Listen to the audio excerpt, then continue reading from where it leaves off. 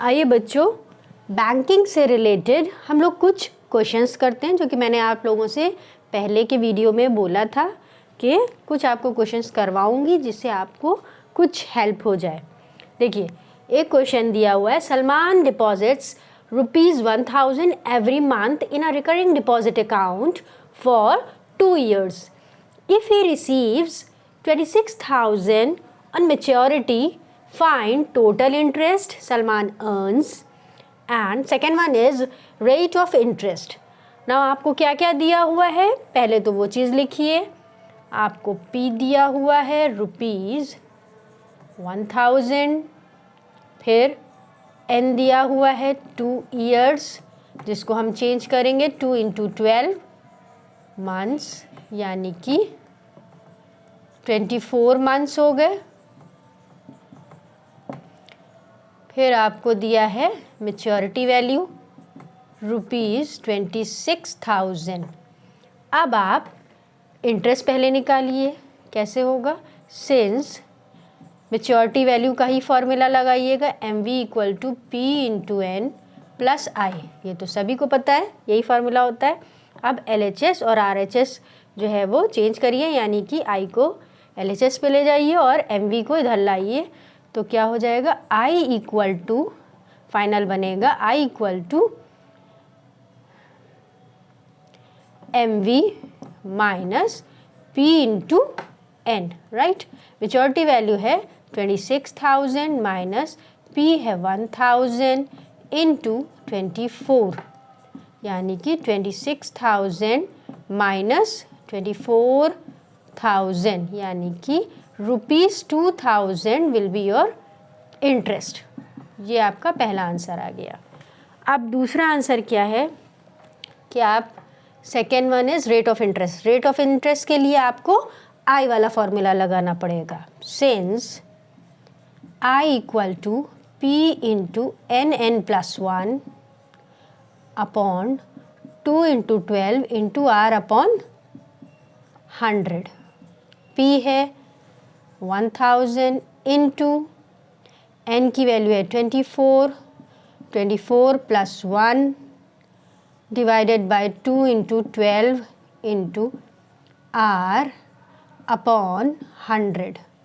I की जगह आप रख लीजिए 2000, राइट।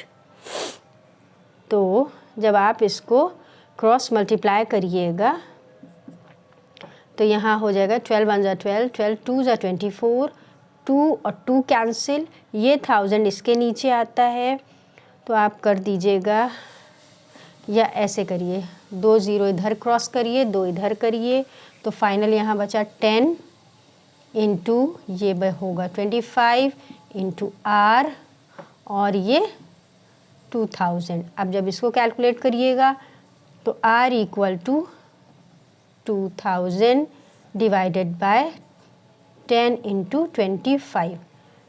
एक 0 ये कैंसिल, एक ये कैंसिल, 25 1 जा, डायरेक्ट 25 के टेबल से काट दीजिए, 25 8 जा, तो यानी कि R आपका कितना आ गया? 8%। That will be your rate of interest. Okay, now the next question is Rohan opened a recurring deposit account for 20 months. The rate of interest is 9% per annum and receives ₹441 as interest at the time of maturity. Find the amount deposited every month. यानी कि यहाँ पे आपको क्या calculate करना है? P, right. अब given क्या क्या है? N = 20 months, right. R = 9% per annum, I = ₹221 जो उसको इंटरेस्ट रिसीव होता है। अब आपको P की वैल्यू निकालनी है, उसके लिए आपको इंटरेस्ट का फॉर्मूला लगाना पड़ेगा। I = P/N + 1 divided by 2 × 12 × R/100, right. अब यहाँ पे सारी वैल्यूज़ रखिए। 221 नहीं है, यहाँ पे है 441, राइट। तो यहाँ लिखिए 441 = P को एज इट इज़ n की जगह आप रख दीजिए 20 और यहाँ पे 20 + 1 डिवाइडेड बाय 2 × 12 × 9/100, राइट। तो यहाँ पे एक ज़ीरो कट करिए, एक ज़ीरो इधर कट करिए, 2 ये 2 1 ज़ा 2 1 ज़ा 3 3 ज़ा 3 4 ज़ा 12, राइट। तो यहाँ क्या बचेगा p इंटू इसका हो गया 21 × 3 डिवाइडेड बाय 4, राइट। नीचे 4 बचा और इंटू 10 भी बचा और ये 4 4 1। अब इसको जब क्रॉस मल्टीप्लाई करिएगा p को एक साइड कर दीजिए तो p = आएगा 441 × 4 × 10 डिवाइडेड बाय 21 × 3। अब कैंसिल आउट करिए, 3 3 7 ज़ा 21, 3 के टेबल से काटिए, 3 1 ज़ा 3 3 3 4 ज़ा 12, 3 7 ज़ा 21। नाउ अगेन 7 1 ज़ा 7, 7 2 ज़ा 14, 7 1 ज़ा 7, राइट। 3 1 ज़ा 3, 3 7 ज़ा 21। तो फाइनल बचा 7 4 ज़ा 28, 28 × 10 that is 280 rupees. That will be your amount deposited every month, capital P, right? Now the next question is, Reena has a recurring deposit account of rupees 1000 per month at 10% per annum. If she gets rupees 5550 as interest at the time of maturity, find total time for which the account was held. Means you have to calculate n, small n, right? जो कि time period होगा, जितने time के लिए उसने bank में deposit किए पैसे, राइट। तो हम सबसे पहले लिखें p = 1000, r = 10% per annum, I = 5550, ये सब गिवन है आपको इस क्वेश्चन में। Now you have to write the formula of I, that is interest. I = p × n, n + 1 upon 2 × 12 × r upon 100। अब सब चीज़ की वैल्यू रखिए। 5550 = 1000 × n, n + 1 अपॉन 12 2 मल्टीप्लाई हो जाएगा 24 × r की जगह 10 अपॉन 100। अब यहाँ से क्रॉस करना शुरू करिए, 2 0 उधर 2 0 ऊपर 2 नीचे, राइट। अब क्रॉस मल्टीप्लाई कर दीजिए, यहाँ हो जाएगा आपका n + 1 = 5550 × 24 अपॉन 100, राइट। ये 10 और ये 10 मल्टीप्लाई होके 100 आ गया। ना एक ज़ीरो नीचे एक ऊपर, 5 2 ज़ा 10, 5 1 ज़ा 5, 5 1 ज़ा 5, 5 1 ज़ा 5, 2 1 ज़ा 2, 2 1 ज़ा 2, 2 2 ज़ा 4। तो 111 × 12 आपका आ जाएगा 1332, राइट। और यहाँ पे आएगा n + 1। अब 1332 को LHS में लाइए, n + 1 - 1332 = 0 हो गया। अब यहाँ पे ये आपकी बन रही है क्वाड्रेटिक इक्वेशन, यानी कि n² + n - 1332 = 0। 1332 का प्राइम फैक्टराइजेशन करिएगा तो वो 37 और 36 में डिस्ट्रीब्यूट होगा, कर लीजिएगा, वो तो आप लोगों को आता ही होगा।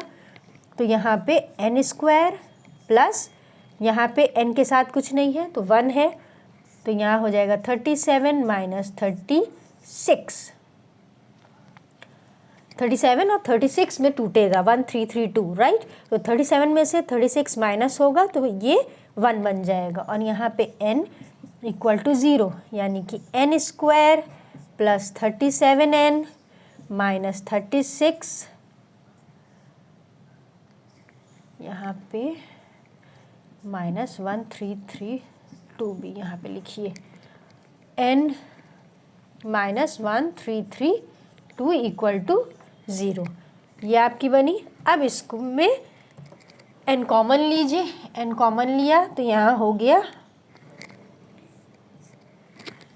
n प्लस 37 माइनस यहाँ से क्या लेंगे 36 n प्लस 37 इक्वल टू 0, यानी कि क्या बन गया n प्लस 37 एक वैल्यू मिली और एक मिली n माइनस 36 इक्वल टू 0। तो it implies that n equal to minus 37 और n equal to 36, but negative value is not possible, यानी कि टाइम पीरियड की वैल्यू नेगेटिव तो हो ही नहीं सकती है। तो it means n equal to therefore n equal to 36 months, और उसको हम ईयर में चेंज करेंगे, यानी कि 3 इयर्स डिवाइडेड बाय 12 करिएगा तो 3 इयर्स में आ जाएगा और यही आपका आंसर हो जाएगा, right. Now the next question is Sonia had a recurring deposit account in a bank and deposited rupees 600 per month for 2.5 years. If rate of interest was 10% per annum, find maturity value of the account, right?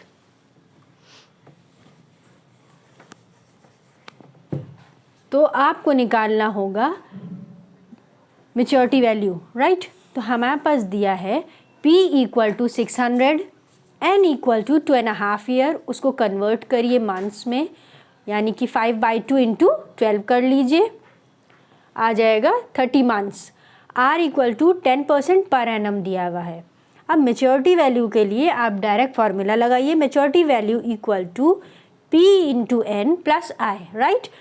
P into n तो as it is रहेगा, I के फॉर्मूले में क्या होता है P into n, n plus 1 divided by 2 into 12 into r upon 100। अब हम इससे और इस टर्म से दोनों से P इंटू एन को बाहर कॉमन ले लेंगे। P इंटू एन यहाँ से बाहर लिया तो यहाँ पे बचा 1 प्लस इसमें क्या बचेगा n plus 1 divided by 2 into 12 into r upon 100। अब सारी वैल्यूज़ रखिए और फटाफट सॉल्व कर लीजिए। P की जगह आप रखिए 600 इंटू एन की जगह आपने रखा 30, तो यहाँ क्या बचेगा 1 प्लस 30 प्लस 1 डिवाइडेड बाय ये आ गया 24 इंटू 10 अपॉन 100। अब इसको काट दीजिए, यहाँ हो जाएगा 18,000, यहाँ क्या बचेगा 1 plus 31 upon 24 into 10 that is 240, तो यहाँ आ जाएगा 18,000, यहाँ बचेगा 240 प्लस 31 डिवाइडेड बाय 240, राइट। अब फाइनल क्या होगा, इसको क्रॉस करिए 0 0 6 4 ज़ा 6 3 ज़ा 18 00 4 1 ज़ा 4 4 7 ज़ा 28 4 5 ज़ा 20, तो आपका फाइनल बचेगा 75 इंटू 271 तो आंसर आ जाएगा, इसको मल्टीप्लाई करिए 271 इंटू 75, 271 इंटू 75, 5 1 ज़ा 5 7 5 ज़ा 35, 13 इंटू 7 49, 18 5